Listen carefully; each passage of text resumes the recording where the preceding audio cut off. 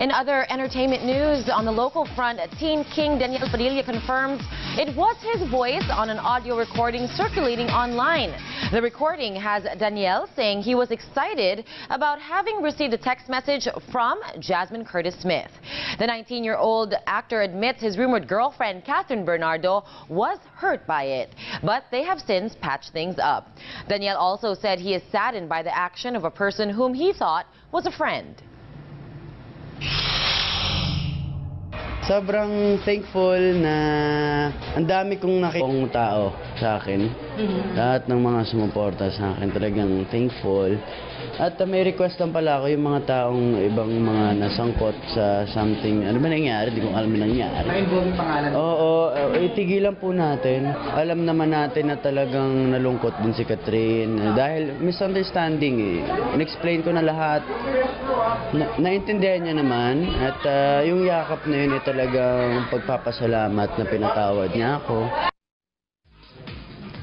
Jasmine, meanwhile, confirms having messaged Danielle, her co-star, in a movie. But she clarifies the messages were over her father, who was sick. He texted me to ask about my dad. So all our conversations revolved around how my father was doing, kamusta yung operation niya.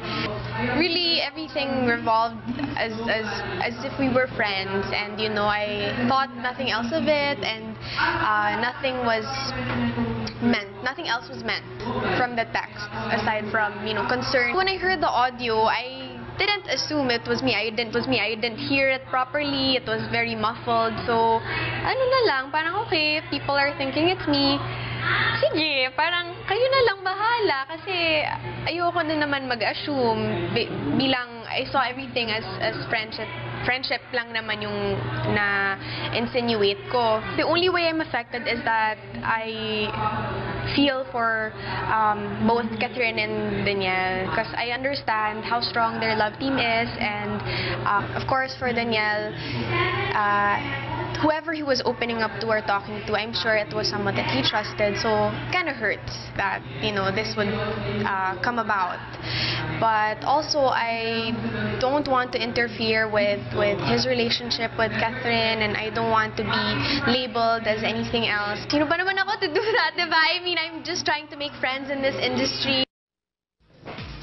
Her boyfriend, Sam Concepcion, allegedly also mentioned in the recording, refuses to comment on the matter. Meantime, Danielle's mom, Carla Estrada, wants an investigation into who recorded and spread the audio clip online.